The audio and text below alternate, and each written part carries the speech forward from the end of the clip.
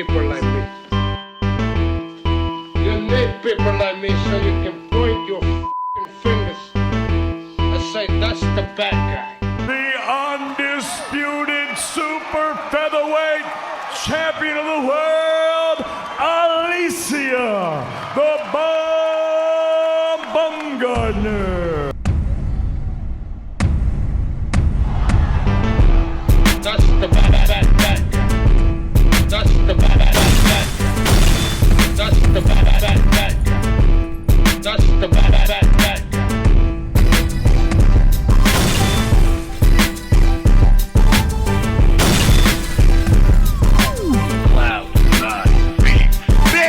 Welcome to the motherfucking relay. We're covering today's top boxing news.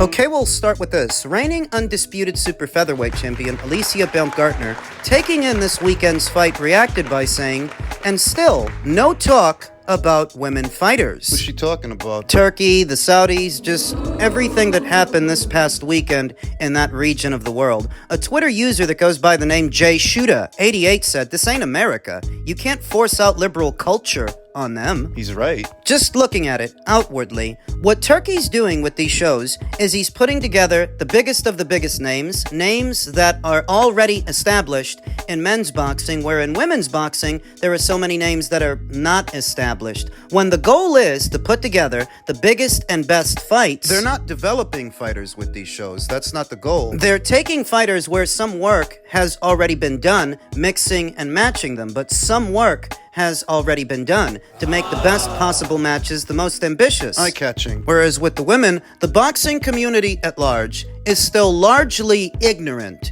to how many good women boxers there are. And there are many, but they don't really know them. So matching them against each other doesn't really come to mind to Turkey or the Saudis. That's just not their aim. It's not their goal to grow the sport of women's boxing. So why would they mention them? It's a different culture over there, and everybody knows that, so I really don't expect Turkey or any of the guys over there to mention the women boxers, though for what it's worth, Ramla Ali did box on a Saudi show. So did Sky Nicholson. She did too. So, if it's about getting the opportunity to box in that region of the world, Alicia was already in the right place with Matchroom, but it's my understanding that she's entered free agency and she means to now change her decorum. That if what this is about is getting the opportunity to fight out there, You were already in the right place. Matchroom fighters regularly make appearances on these big Saudi shows. Ramla Ali, Sky Nicholson, Anthony Joshua, Callum Smith, Israel Madrimov. Dmitry Bivol. Matchroom fighters regularly make appearances on these big Saudi shows. But if you want to go and change your decorum and search for greener pastures, that's on you.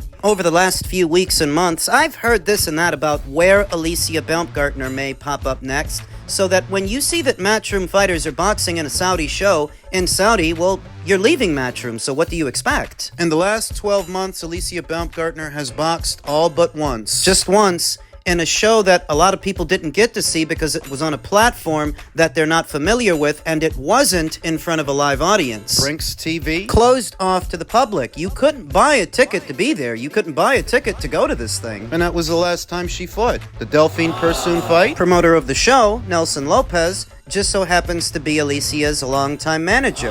And the fight was fought under the Global Combat Collective banner. They won the rights to the fight at the purse bid. They paid a little extra to be able to put it on. They beat out Matchroom. Why didn't they just let Matchroom pay for it? More people would have seen it. The fighters start to have a bit of success, get big in the britches, get a big head, and start thinking they can branch out when it's too soon to do that. Like what Teofimo Lopez did after he beat Loma, jumping into bed with Triller. Instead of just letting Top Rank do the Cambosos fight, Alicia, instead of just letting Matchroom do the Persoon fight. It's like that, to where maybe Matchroom wasn't going to pay as much for the show, but the show would have got done fast enough that you would have had more time to have another fight that same calendar year. But because you and your manager went off and did your own thing, it took a lot longer and a lot less people saw it. It was on a platform nobody's familiar with. There was another show that same night. That didn't help either. Michaela Mayer fought Sandy Ryan that night on ESPN. Alicia had to compete with that, and how can you compete when you're on a platform most boxing fans aren't familiar with. So we don't hear as much from Alicia these days now that she means to change her decorum, and I don't know when her next fight is going to be. So that when she starts talking about the Saudis not mentioning women's boxing, well, nobody expects them to. But if what you wanted was an opportunity to go out there and fight and make some money, you were already in the right place. You're the one who decided to change your decorum. You know, the Matchroom girls, the ones that are still over there, they're keeping busy. Rhiannon Dixon has a fight coming up. Sky Nicholson has a fight coming up. Ellie Scottney just fought. Beatrice Ferreira just fought. So did Maisie Rose. So did Shannon Ryan. They were in action up a few weeks ago. The Matchroom girls are keeping busy. I reached out to Ramla Ali and she told me that she's going to be fighting soon. So the Matchroom girls are keeping busy, but where's Alicia? Alicia wants to leave Matchroom and search for greener pastures, and I hope she finds them. But this is seeming more and more like a self-inflicted wound, that if you're feeling left out, that you haven't gotten a box on a big Saudi show, you were already in the right place to do it, but you decided to leave. As it pertains to this weekend's Saudi show, Saudi Arabian involvement in boxing, a friend of the channel that goes by the name Jay Morris asked, "Hey Jules, why is this guy Nestor Gibbs of the Boxing Voice, such a pessimist? He's on the show basically fueling Tank's fire to duck Shakur, shaking my head. He's acting like Turki did something Floyd didn't do, Daniel Dubois' father didn't do, and so many others. Him telling Hamza he was down in the fight is not a big deal to me." To which I responded, American content creators don't benefit from the finality of actual fights. The gossip is where they make their money. Kinda like how healthcare providers don't benefit from healthy people. The treatment is more lucrative than the cure. my diagnosis. And this is going to sound familiar. Gervonta Davis's fans don't actually want him to fight Shakur. The content creators get to make money off of the discord, the arguing between the two separate factions of fans. It gives them something to make videos about. The arguing. Whereas an actual fight between them and that finality, whatever happens, you won't have that to talk about anymore, to make videos about anymore. So they don't actually want that fight to come into fruition, even though Turkey has the money to do it. The content creators don't really want him to. So they're just waiting in the wings, waiting for an excuse for Gervonta Davis to not have to go over there, and now they're using Shiraz versus Adames as that excuse. Because fighters don't get robbed on the PBC. Because I didn't see with my own two eyes Rolly Romero get a stoppage win with punches that didn't even connect. They literally didn't even land. They're okay with that. Jay Morris continued, "Exactly. I mean, this dude did a whole show complaining about one fight. Turkey's giving us all this, and they still find something to complain about. It's actually crazy. I mean, you can bring up the video of Floyd and the video of Turkey, and it's the same shit. Yet no one said anything." It's because their issue isn't corruption, Jay. They're okay with corruption depending on whose corruption it is. If you even want to call that corruption, I call it making a mountain out of a molehill. They just needed a reason for Gervonta Davis to not go over there, so they're running with this. Because underneath it all, the content creators don't want Gervonta in a fight that he might lose, and neither do his fans. The content creators don't want them to fight. They don't want that finality because afterwards they won't have that to make videos about, to make money from. And his fans don't want him to take that fight because underneath it all, they're afraid that what happened to Errol Spence will happen to him. So that when a Turki Alalshikh expresses an interest in making that fight, he becomes the enemy for it. Public enemy number one. Another one of Turkey's critics left me 2 lengthy comments in my previous video. A guy who goes by the name Atheist Ghostbuster, he said, "Step 1 in whitewashing corruption by a party you favor is to use the closest example of similar corruption to create a sense of moral equivalency, and thus absolve yourself of the burden of condemning the current act itself." I offered him a solution. What's he whining about? The same thing Nestor Gibbs is whining about.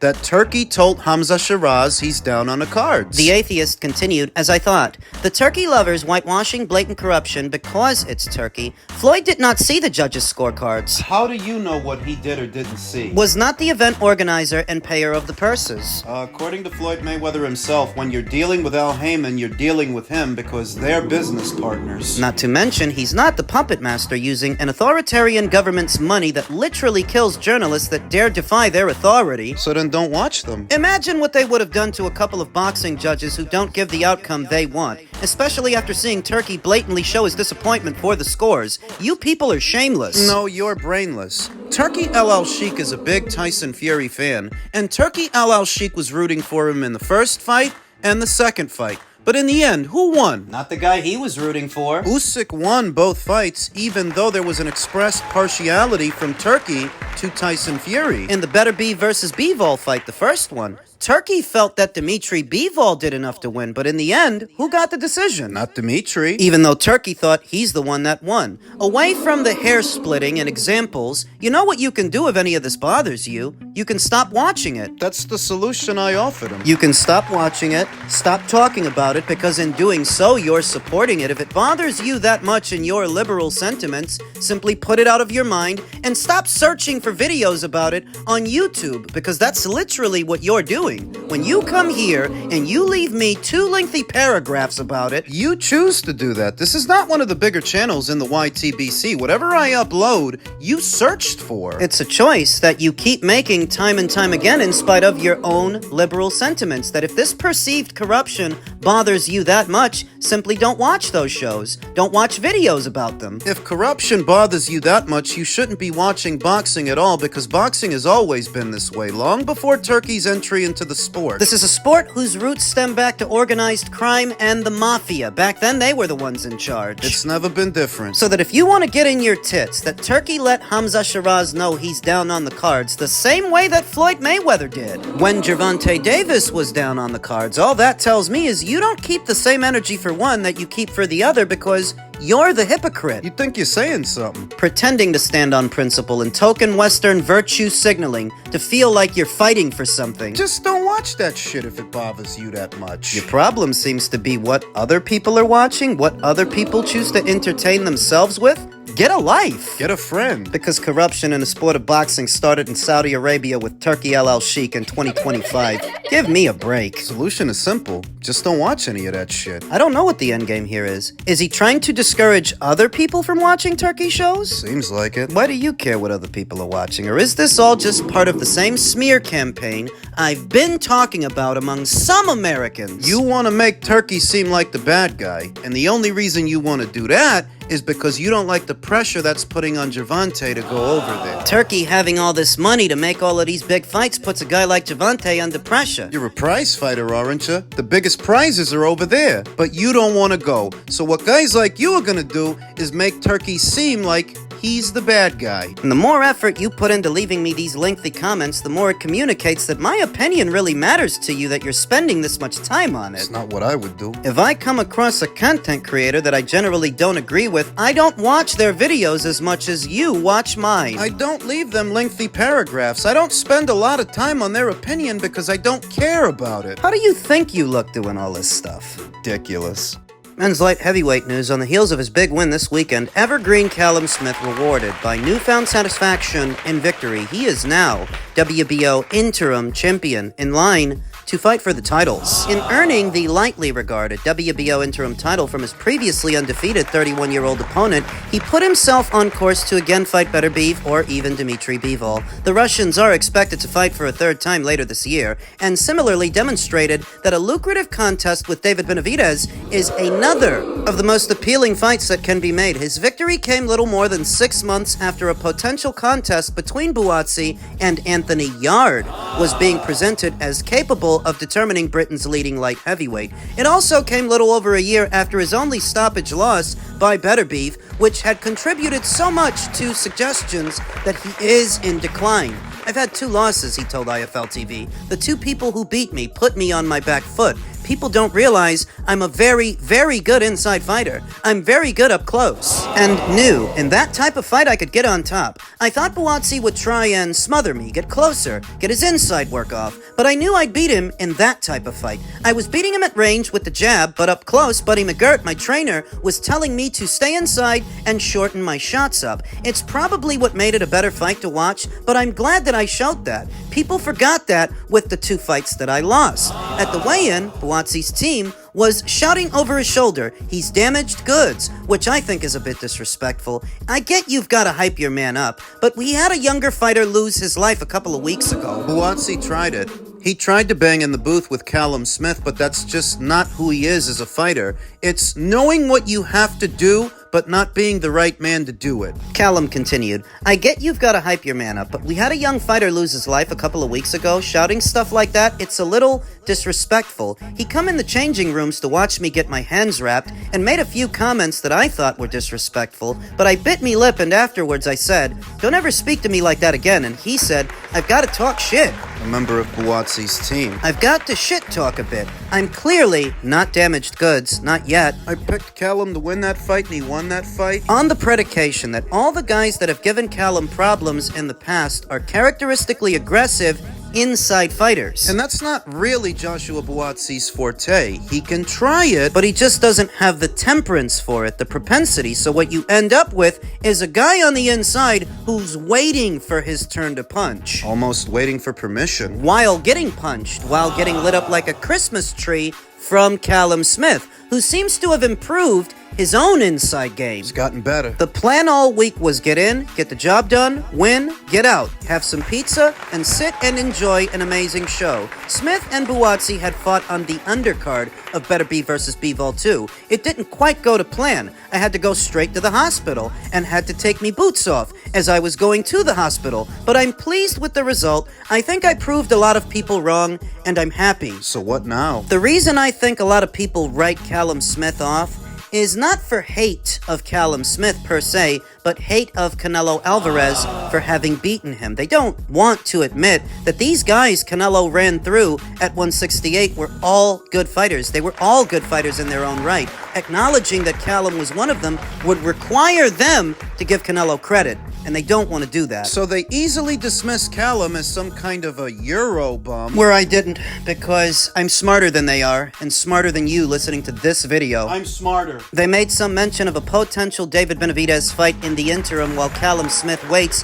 for his crack at the apple, his second shot at a light heavyweight title. I don't mind the idea of that fight, but I noticed that there are not a lot of post-fight interviews with David floating around. After this weekend's pleasantries, he flew all the way to Saudi Arabia. The whole point was to gather a scouting report on the winner of Better Beef versus Bivol. But because Bivol won, and because now we know there may be a third fight, I just wonder how David feels about a potential Callum Smith fight in the interim. It's a chance for you to make money. To take out the competition, you're a mandatory, but so is he. You take him out, that's one less guy in the queue. One less guy to get in your way. There's a common opponent between you and Canelo Alvarez. If Canelo Alvarez, standing in at about 5'7", can dominate this guy, then surely you can as well. Because you're the Mexican monster. I like the fight. I very much like the idea of Callum Smith versus David Benavidez. I wonder if David would do it. For, I don't know, 3, 4, 5 million? I'm just throwing numbers out there. That's rumored to be the ballpark figure for what Martin Bacoli got to participate in this weekend show. Something in the neighborhood of $4 million. Would David fight Callum for that? It's one of the better fights you can hope to make in the light heavyweight division. Ideal for a Ring Magazine card or a Riyadh Season card. I like the fight, but I do feel like the ball is in David Benavidez's court as to whether or not this is something he would be willing to entertain. PBC ain't got nobody for him to fight over there. So why not fight Callum Smith in the in-between time?